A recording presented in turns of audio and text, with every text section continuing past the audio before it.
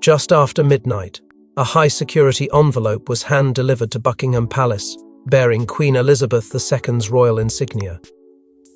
Inside, a decades-old letter shattered the fragile silence of royal protocol, a letter confirming a secret guardianship that would upend the monarchy's inner circle. The late Queen had made a choice, and it wasn't Camilla.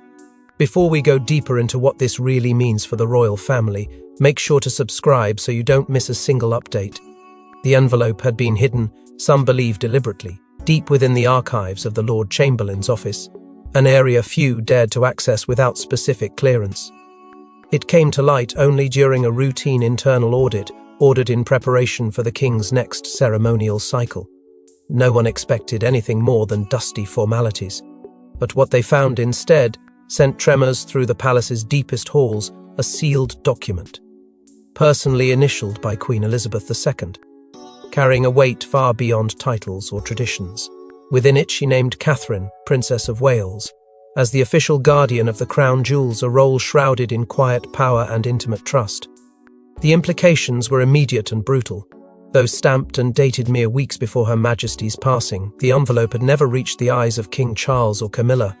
Insiders whisper of delays orchestrated by unnamed palace intermediaries, an act either of sabotage or fearful discretion. The truth behind the delay remains buried in silence, fueling speculation about loyalties within the royal household. But once the document surfaced and was authenticated, no amount of delay could soften its blow. The crown itself had spoken, and not even a king could undo what a queen had set in motion. The first tremors began with panicked whispers in the royal offices. Junior aides allegedly left their posts to make hushed phone calls. The master of the jewel house was urgently summoned to verify logistics, a highly unusual move. Royal protocols began to fracture. Key figures in the household were caught off guard. No one, not even the closest members of the Queen's inner circle, had anticipated this decision. And at the center of it all stood Catherine, silent, poised, and completely unaware of the storm about to descend upon her. What cut deepest for many, especially for Camilla, was not simply that Catherine had been chosen, it was that she, the Queen Consort, had been left out. Not omitted in error, omitted with purpose. The Queen's wording in the document was unmistakable.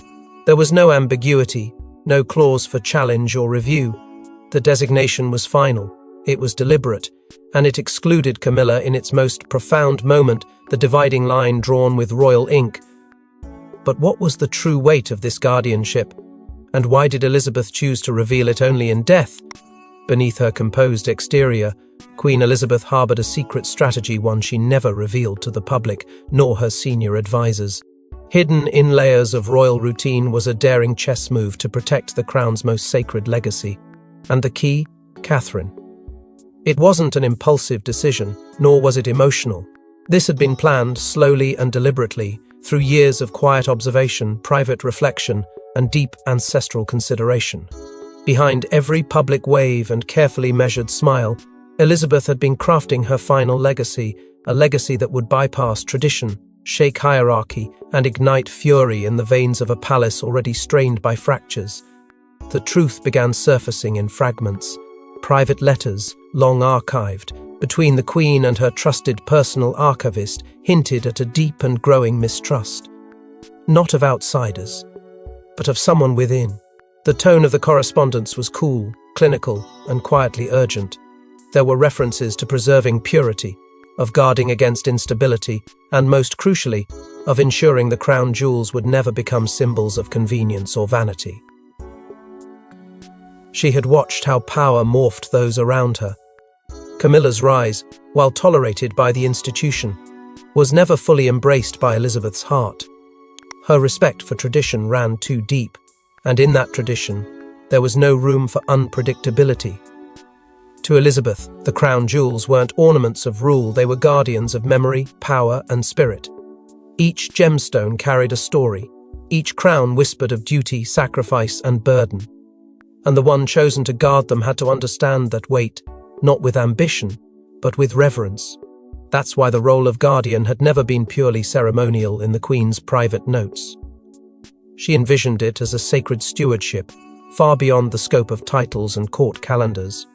The bearer would be the keeper of the crown's soul, and in her mind, only one woman bore the grace and gravity for such a role, Catherine.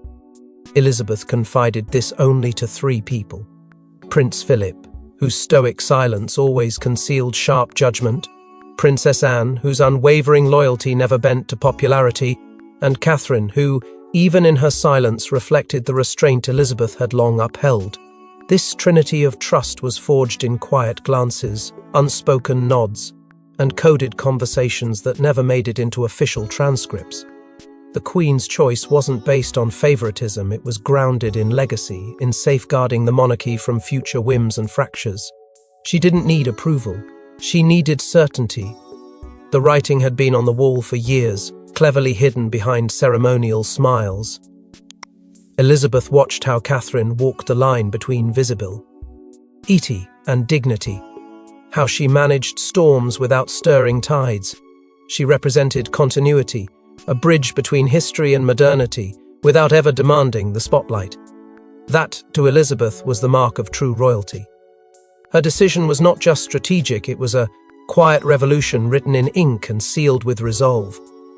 As royal courtiers scrambled for answers, one figure remained notably silent: Queen Camilla. The corridors of Clarence House echoed with slamming doors and hushed whispers. Camilla, who believed her decades of loyalty had earned her the highest royal honours, now found herself blindsided. What followed was a confrontation that would leave aides stunned and Charles shaken. The official confirmation from the palace had landed like a thunderclap. A sealed memo circulated quietly among top advisors, solidifying what many had hoped wasn't true. Queen Elizabeth had not only bypassed Camilla in her final royal act, but had instead elevated Catherine with a role steeped in reverence and ancestral power. For Camilla, it was not just a betrayal, it was an erasure, and she did not take it quietly. Within hours, Camilla reportedly summoned Charles to a private wing of Clarence House. What was intended to be a contained discussion quickly spiraled into a storm. Senior aides would later describe raised voices, veiled accusations, and emotional ultimatums. Camilla, according to one account, demanded to know how long Charles had been aware of Elizabeth's decision, implying not only deception from the late Queen, but possibly from her own husband. She accused invisible hands of working behind the scenes to sabotage her ascent, a reference some believe pointed directly toward Princess Anne and Catherine. The Queen consort, usually measured and composed, was now visibly enraged, her composure crumbling beneath years of buried resentment, the pressure cooker boil over during a high-profile royal reception at Windsor, where both Catherine and Camilla were scheduled to appear. Guests noted the unusual stiffness between the 2 women, no shared smiles, no cordial exchanges, only the icy formalities required by public duty. Behind closed doors, however, the atmosphere was anything but diplomatic. Insiders claim Camilla confronted Catherine directly, accusing her of complicity and deceit. The Princess of Wales, never one to engage in public drama, reportedly responded with nothing more than a nod, a silent acknowledgement that infuriated Camilla further. What unfolded next was described by staff as a meltdown, not just of one woman's pride, but of a narrative she had spent years constructing. The woman who once defied public scrutiny to stand beside Charles now stood sidelined by the legacy of a queen who never fully embraced her. Rumours swirled that Camilla threatened to resign from several of her patronages in protest. She was said to be considering a step back from ceremonial appearances altogether. The palace was sent scrambling, not only to contain the leaks, but to manage the optics of a fractured household. Charles, caught between the ghost of his mother's will and the fury of his wife's humiliation, was left paralyzed. No official statement was issued, but those within the royal inner circle knew something had fundamentally shifted. The Queen Consort's aura of unshakable ascendancy had cracked. But while Camilla raged, the one person at the center of it all remained eerily calm: Catherine. In the eye of the hurricane, Catherine exuded quiet resilience. As press speculation mounted and the monarchy bristled with discord, she chose dignity over defiance. But make no mistake, she was preparing for battle. While headlines screamed of betrayal and crisis, Catherine moved with an eerie calm, never once succumbing to the Edia frenzy or the whispers echoing through palace walls. Days after the announcement, she appeared at a children's charity event, surrounded by laughter and innocence. To the world, it looked like business as usual. But behind that serene composure was a woman fully aware of the storm unfolding behind her and fully equipped to weather it. Sources close to her say she was deeply moved by the Queen's decision, not out of pride, but out of solemn duty. Elizabeth had entrusted her with something more precious than diamonds and gold. It was a message, a legacy, a final statement of trust from a monarch whose silence always spoke volumes. Catherine understood the gravity of what had been passed down, and when King Charles privately suggested a delay, hoping perhaps to ease tensions or pacify Camilla, she is said to have firmly declined. There would be no pause, no soft landing. The Queen's word would be honoured exactly as written. Behind palace walls, subtle shifts began to take place. Security around the royal vaults, once largely ceremonial, began receiving quiet updates. Access logs were reviewed. Escort protocols were discreetly reinforced. These were not actions ordered by Catherine, but they were certainly taken with her future in mind. Those within the institution understood that something irreversible had occurred, that this was no symbolic appointment. The crown jewels now sat under a new kind of watch, and everyone knew it.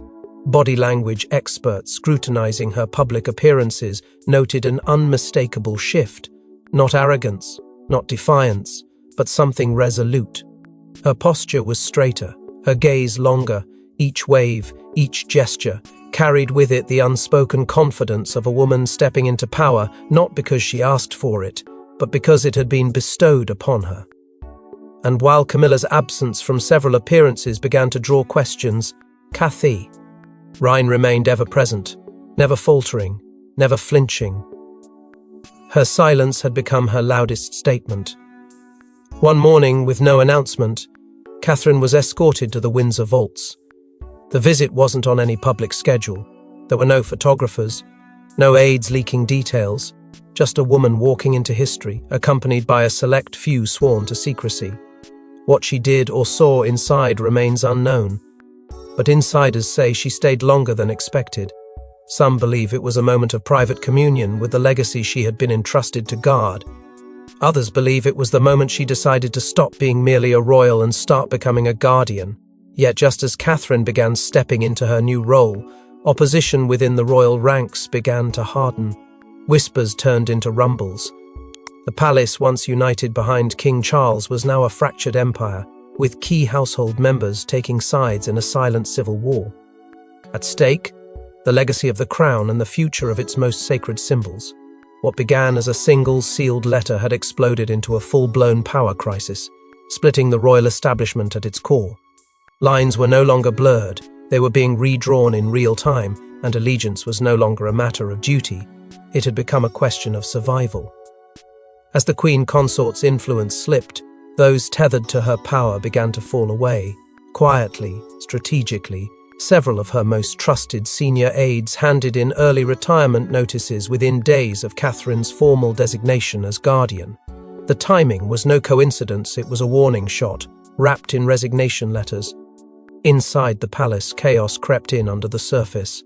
Internal memos leaked from the master of the household's office revealed alarming inconsistencies, orders from Camilla's team clashing with directives issued by the king's private staff. In some cases, instir. Actions were outright reversed without explanation. Conflicting chains of command, one memo read, sparking anxiety within the operational heart of the monarchy. Morale began to collapse. Long-standing officials found themselves questioning who, if anyone, was truly in charge. Then came a moment that few could ignore. The Queen Consort's private secretary was seen leaving Buckingham Palace in tears after a closed-door meeting. No statement followed, no reassurances were given. And yet, the message could not have been louder, the structure was cracking. The Lord Chamberlain, typically silent in moments of turbulence, reportedly delivered a quiet but chilling warning to King Charles. "We are losing discipline," he is said to have declared. The statement, delivered without ceremony, carried enormous weight. It was a signal that the inner machinery of monarchy, the one thing Elizabeth had always safeguarded, was faltering. The king, desperate to reassert order, responded with an unexpected move. A new dual oversight committee was announced, ostensibly to manage the logistical transition of guardianship. But many saw it differently, not as an administrative necessity, but as a deliberate power play, a thinly veiled attempt to dilute Catherine's rising influence and stabilize Camilla's shrinking ground. If it was meant to calm the waters, it failed spectacularly. Behind the scenes, Catherine said nothing. But she was far from alone. Her allies were beginning to emerge not with fanfare, but with unmistakable clarity. Princess Anne, already a symbol of royal discipline, began aligning her engagements more frequently with Catherine's. Sophie, Countess of Edinburgh, once cautious in political entanglements, shifted subtly in tone and presence. These weren't random appearances, they were signals, sent to those watching closely. A quiet coalition was forming, not for WAR but for preservation. Preservation of legacy, of order, and of the monarchy's spiritual core. But as the power struggle escalated behind the scenes, a shocking twist emerged from the vaults of Windsor itself. Tucked beneath layers of ancient stone and royal dust, an unmarked box was found deep within Windsor's restricted vault. Inside was something more powerful than jewels, a message, a mission, and Elizabeth's final act of royal defiance. For decades, the vault had remained undisturbed, its contents catalogued only by the most senior members of the royal archivists. But during a routine preservation effort, one meant to ensure the integrity of the historical holdings in light of the brewing crisis, a low-ranking archivist came upon the box, small, unassuming, yet sealed with the unmistakable crest of Queen Elizabeth II. What lay inside would send shockwaves not only through the palace, but across the nation. For this was no ordinary chest of relics. It was the Queen's final whisper, spoken from the grave. Nestled within the velvet lining were handwritten notes, elegant, precise, unmistakably hers, alongside wax-sealed documents bearing the royal cipher. The language was deliberate, hauntingly personal. In one of the letters, Elizabeth referred to Catherine not as a daughter-in-law nor a consort, but as the future protector of our sacred thread. A phrase that instantly raised alarm among royal historians. Sacred thread had long been used by Elizabeth in private to describe the unbroken spiritual and ceremonial lifeline of the monarchy, a concept steeped in more than crowns and titles, but in the soul of the institution itself. To be named its protector was not only symbolic, it was a coronation of trust. But what made the discovery even more unsettling to those clinging to the old order was the Queen's conscious anticipation of conflict. In one starkly written passage, Elizabeth acknowledged that some may question this path, as others have questioned queens before them, a clear nod to the storm she knew would follow. She even invoked the name of Queen Victoria, referencing her choice to elevate female influence in times when tradition resisted it. Elizabeth wasn't merely honouring Catherine, she was positioning her in a line of matriarchal defiance, a lineage of queens who shaped history not by force, but by quiet and relentless will. Then came the object that cemented everything. A rare brooch, reportedly unseen for decades, wrapped carefully in royal silk. On its underside, etched in Elizabeth's own script, were 3 words, "For her alone." While no name was spoken, no one doubted who the intended recipient was. Catherine, the one chosen to bear a responsibility that extended far beyond ceremonial appearances. This wasn't just heritage, it was ordination. The leak, inevitable and explosive, spread faster than the palace could contain it. Public opinion shifted violently. Commentators who once hedged their commentary now declared Catherine as the rightful bearer of Elizabeth's legacy. Even critics of the royal family found themselves caught in the swell of admiration and intrigue. And yet, within the palace, the mood was anything but celebratory. The weight of the Queen's own hand was undeniable. She had planned this, secured it, hidden it, and released it from beyond the veil with surgical timing. It stripped the ambiguity from Charles's position. There would be no neutral ground, no careful sidestepping of the truth. Now cornered by legacy, tradition, and a Queen's written word, King Charles had to make a decision, and it would break hearts. Torn between love and duty, King Charles faced a decision that would test his reign, honor his late mother's wishes, or shield the wife he once fought the world to marry. The crown was never kind to divided hearts, and now the weight of two women's legacies bore down on him with unforgiving pressure. Behind the gilded walls, battle lines had hardened. Advisors whispered conflicting counsel. Public sentiment was leaning heavily in Catherine's favour.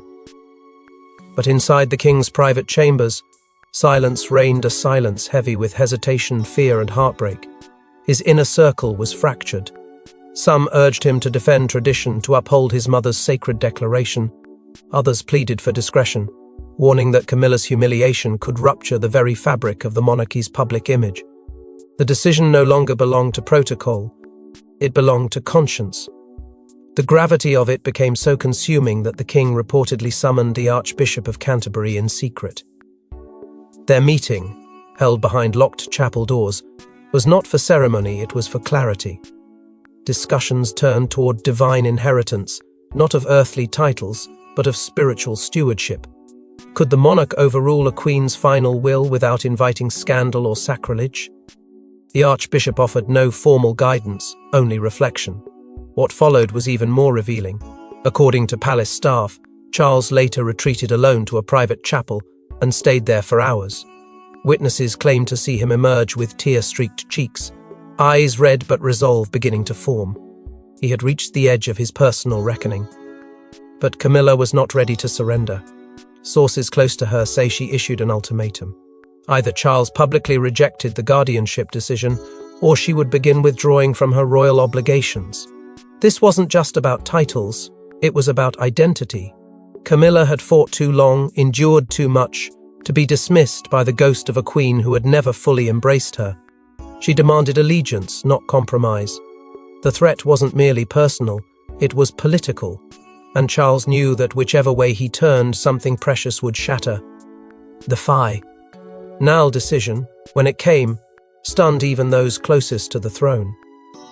The king issued a formal public statement affirming Catherine's new role as guardian of the crown jewels, explicitly acknowledging that it was Queen Elizabeth's unquestionable and lasting will. It was not framed as an act of preference, but of obligation, a debt of honor to the woman who had shaped his entire existence. Catherine, meanwhile, was summoned to a closed-door audience with the king just hours before the statement was released. What was said behind those doors remains tightly guarded, but those who saw her leave noted her expression, not triumphant but resolute. She knew this moment came at a cost, one that would leave permanent scars across the royal household. But it wasn't over, because what Catherine did next would change everything and silence the palace. In a dimly lit hall steeped in centuries of history, Catherine emerged not just as Princess of Wales, but as something far more profound. Before an audience of only 12, she accepted the role no woman had held since Elizabeth I. The guardian of the crown jewels had arrived. The chapel royal, chosen not for grandeur, but for its sacred symbolism, became the site of one of the most defining moments in recent royal history. There were no trumpets, no media spectacle, just hushed reverence and ancient echoes as Catherine stepped forward to claim the title that had turned the monarchy on its head. She wasn't escorted by pageantry. She was flanked by presence, history, duty, and the unshakable weight of Elizabeth's final command. In a gesture mirroring traditions lost to time, Catherine was presented with a symbolic sapphire key, a piece fashioned from royal heirloom stones, meant to embody not access, but guardianship. The key, according to those present, was engraved with the same phrase found in Elizabeth's private letter: "Protector of the sacred thread." A ceremonial pinning followed, as the Queen Mother's brooch, rarely seen since her death, was fixed to Catherine's sash. The brooch, chosen not for its value but for its legacy, had once been considered a silent emblem of royal endurance. Now, it sat on the shoulder of the woman entrusted to carry that very endurance into a new chapter. Every detail, every movement was deliberate. Every silence was filled with meaning. Among those gathered, one figure stood closest, Princess Anne. Without fanfare, she positioned herself beside Catherine, not as a superior nor as a sister-in-law, but as an equal in duty. Her silent presence echoed what words could not express. Her alignment with Catherine had become clear over recent months, but here, in the solemn quiet of the chapel, it crystallized. It was Anne who clasped the shoulder of the new guardian as the ancient key passed hands. And yet, one absence spoke louder than any vow Camilla. The Queen Consort, despite being in London at the time, declined to attend, citing prior obligations. Her empty chair, polished and prepared, remained untouched, a stark symbol of the fracture no ceremony could mend. Then came the moment that would define Catherine's future. She stood at the altar and spoke only 12 words, a vow not rehearsed, not written by aides, but reportedly her own, to protect, to honor, to endure, for the crown and its spirit. It wasn't a speech, it was a declaration. And with it, the monarchy felt something rare, not just continuity, but conviction. The weight of Elizabeth's choice had been received with grace and repaid with strength. But as the ceremony ended and the cameras turned off, a new whisper began within palace halls of what comes next, long after the jeweled crowns are locked away and the media storm calms. One truth remains. Queen Elizabeth's final decree has rewritten the royal order. And now, all eyes are on Catherine, the chosen protector of a legacy too sacred for compromise. In the weeks that followed the private ceremony at the Chapel Royal, the public's response was swift and resounding. What began as a palace power struggle transformed into a national reckoning, and Catherine, once merely the Princess of Wales in title, became a symbol of continuity, grace, and silent defiance. The tabloids tried to stir scandal. Commentators speculated fractures. But the people saw something else entirely. They saw strength wrapped in humility, duty anchored in legacy. Social sentiment shifted almost overnight. Across global platforms and media outlets, Catherine was heralded not just as a royal figure, but as a stabilizing force in a monarchy that had for too long teetered between modernity and tradition. Analysts noted the subtle yet profound shift in public perception. The crown jewels were no longer viewed as ceremonial relics, but as sacred emblems under the watch of someone who understood their weight. The very role of guardian had taken on a meaning far beyond its historical context. Catherine wasn't simply protecting a collection, she was safeguarding a story, one that stretched back through bloodlines and battles, victories and sacrifices, all the way to the hands of a queen who saw what others could not. Palace insiders confirmed that Camilla, in the months that followed, quietly withdrew from several key ceremonial roles. No formal announcement, no televised statements, just absence carefully orchestrated yet unmistakable. Those who had once championed her presence began to retreat, and the power dynamic shifted in ways no royal historian could have predicted. As Camilla stepped back, Catherine stepped forward, not by declaration, but by presence.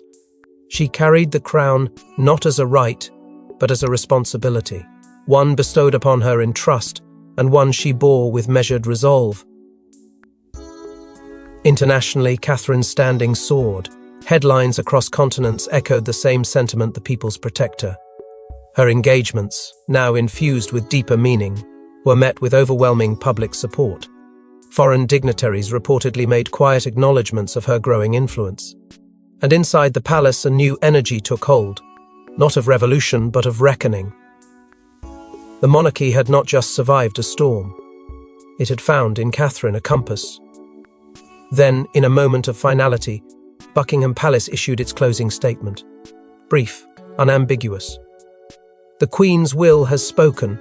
It was more than a conclusion, it was a warning that no amount of politics, pressure, or power plays would rewrite what had been written in legacy. Catherine's place had been secured not by inheritance, but by conviction. A new chapter had begun, one authored not in gold or gem, but in grace and grit. And as history turns its page once again, one truth becomes clear: some crowns are earned, not inherited, and Catherine just became their keeper. Thanks for watching. Please don't forget to like and subscribe, and we will see you in next one.